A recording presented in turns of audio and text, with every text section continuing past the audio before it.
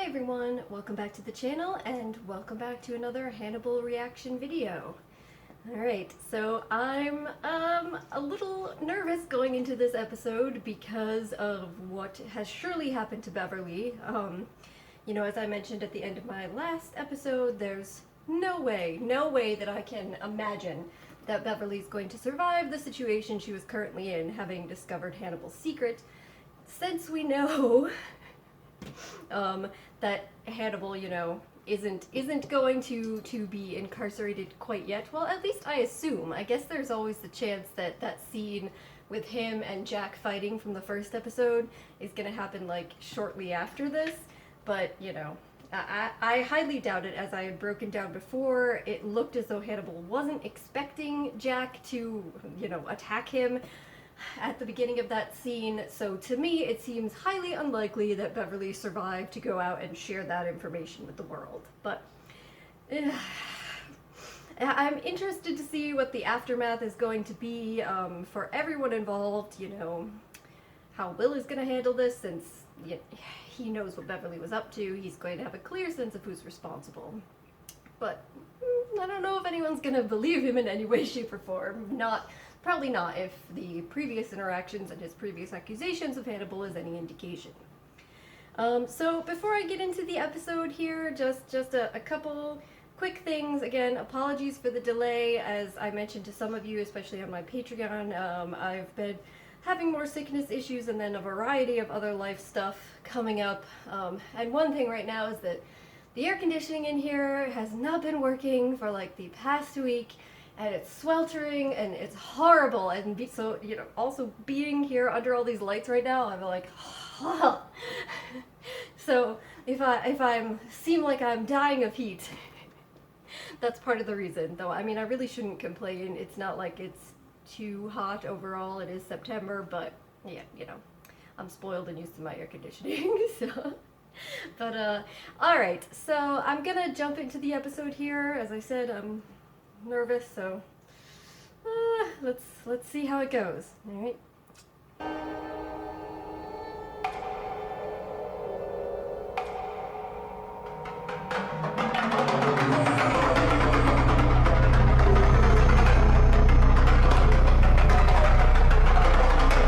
What the fuck, Hannibal?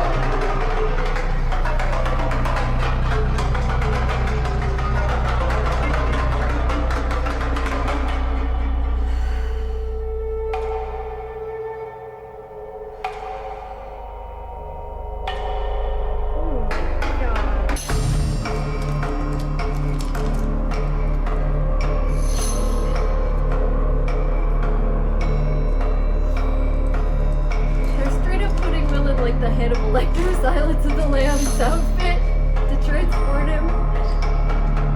Oh god. Yeah, mask.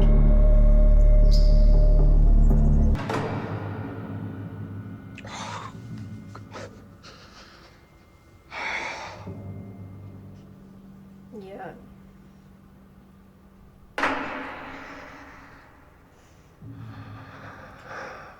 You said you just interpret the evidence. So interpret the evidence. This whole thing, Will's gonna see down there. I strangled Beverly Katz. Looking in her eyes. She knows me. And I know her. I expertly squeezed the life from her, rendering her unconscious.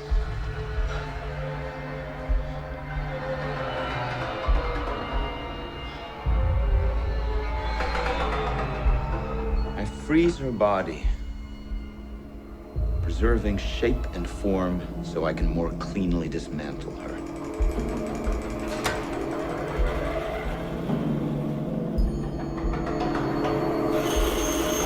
She cuts like stone. I pull her apart, layer by layer, like she would a crime scene. This is my design.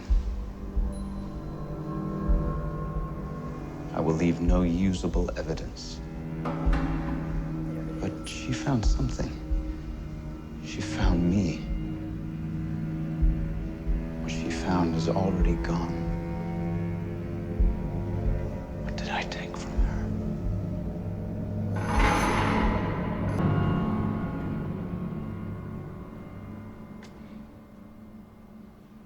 It's the Chesapeake Ripper. I mean, Jack knew that immediately. And the copycat. Same killer. Two masks. Beverly, help me see it.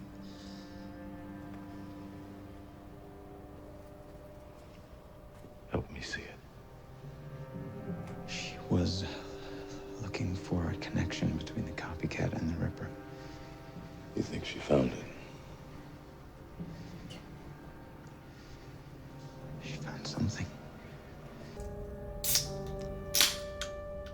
More cat. Beverly Katz paid you a visit before she was murdered. What did the two of you discuss? When you weren't listening to that one?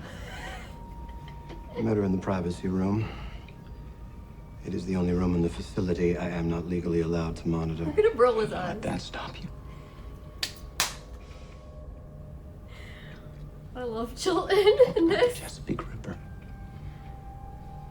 Then she went and found him. Psychopaths can be indifferent to those sorts of setbacks. I know something of the monster you are dealing with. He is a well-educated man, a socially competent man. He has surgical experience, or at the very least, know-how. You thought Abel Gideon was the Chesapeake Ripper. Evidently, I was wrong about that. Gideon knows who the Ripper is. I suppose you do too? Wouldn't it be interesting if we both said it was the same man? Yes, it would. It's a shame we can't talk to Abel Gideon. about Chilton the is Chesapeake figuring it Ripper. out. But just think, Frederick. You could be the one who catches him after all. Twitch. To you. About the Chesapeake Ripper. Thought I was the Chesapeake Ripper. No, you're the pretender to the throne. What did you offer Frederick to bring me back? I'm the last person he wants to see. I give him a visceral chill in the guts. Whatever's left of them. You know who the Chesapeake Ripper is. You've met him. So Frederick gets to catch the Ripper after all. What do you get?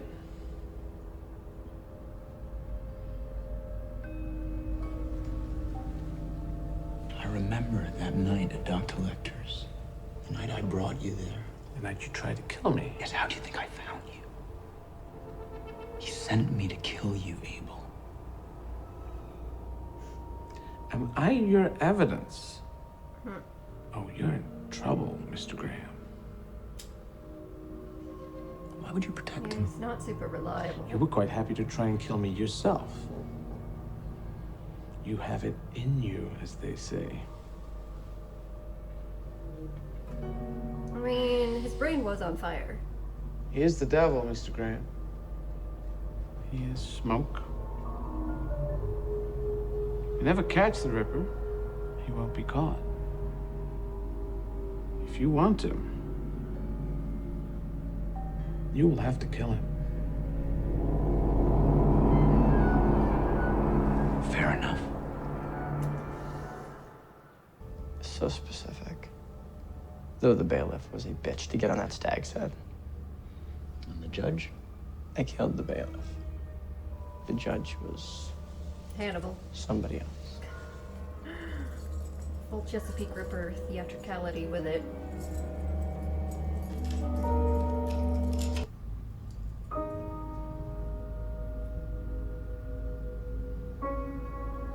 I want you to kill Hannibal Lecter.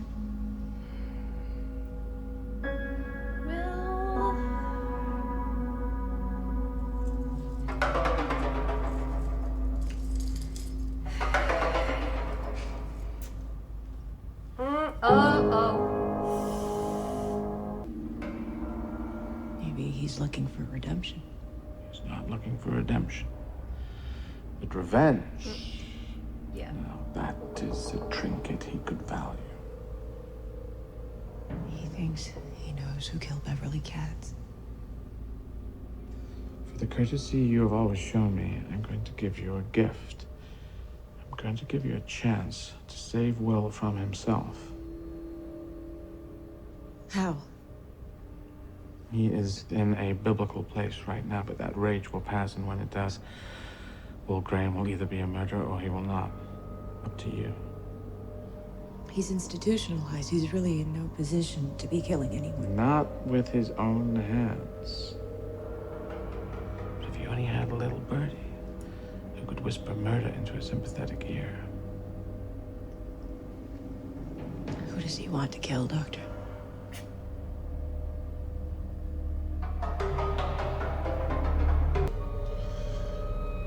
Well, Graham is not what you think.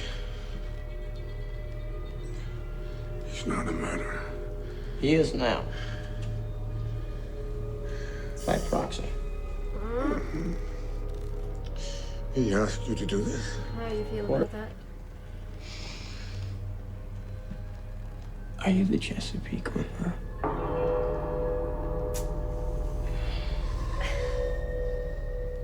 How many times have you watched someone cling on to a life that's not really worth living? Eking out a few extra seconds.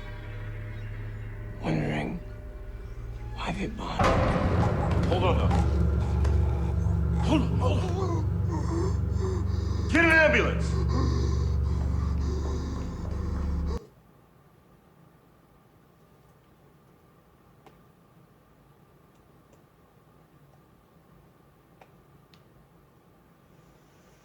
Okay.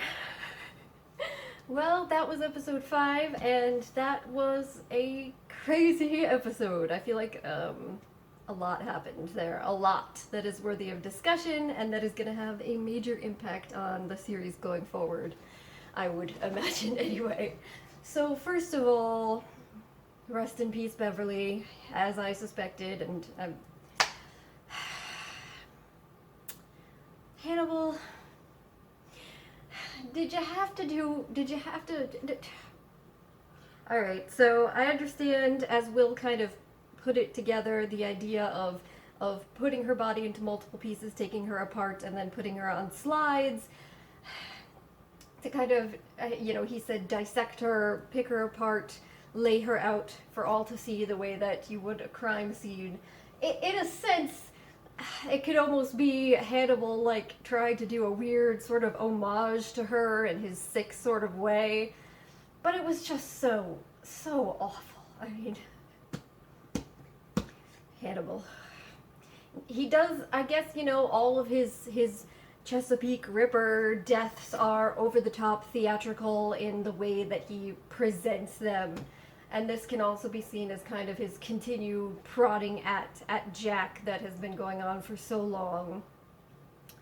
That was just pretty rough, though. That was rough. But it was interesting to see the reactions of all the various characters. You see some sympathy out of Freddie Lowndes trying to stop Jack from coming up and actually seeing that, which was interesting to see. You see Jack pretty clearly falling back into old patterns with Will and wanting to, just listen to whatever he has to say and get his help and not being antagonistic in any sort of way. Just continuing furthering my belief that Jack is coming on board completely with the idea that Will actually isn't a killer and isn't responsible for this, And he's here being presented with Will telling him that the copycat and the Chesapeake Ripper are one and the same. And that could be something that more is going to push Jack to embrace this idea, because the Chesapeake Ripper is someone that he has been having this battle with for so long, and that he knows what that individual is capable of. Doesn't know it's Hannibal, but he knows what that individual is capable of, so he would not necessarily be loath to believe that the Chesapeake Ripper would do these copycat crimes and set Will up for them. That seems right up his alley, which it is because it's Hannibal. But yeah, so it was interesting to see his reaction there. interesting, very interesting to see Chilton's reaction, as he is clearly coming on board to the notion that Hannibal could be this notorious serial killer and behind all of this. And I just find all of Chilton's scenes so enjoyable to watch. But really also great that they brought back Eddie Izzard as Gideon here, and we see his interactions with all of these characters. And he's also playing his own little mind games, and you never really have a sense of what it is he actually wants or is hoping to get out of it, unless it's just, you know, fun and seeing what happens along the lines of others. Because he doesn't, you know, he doesn't give up Hannibal, not directly, even though he pretty clearly with Will is willing to state that's who it is. He doesn't really have a problem with people dying, but he's going to go out of his way to stop Will from killing Hannibal. So I mean, it's just all very interesting. I really liked the little throwback to Silence the Lambs by putting Will in the full-on Hannibal Lecter transportation gear, including the mask.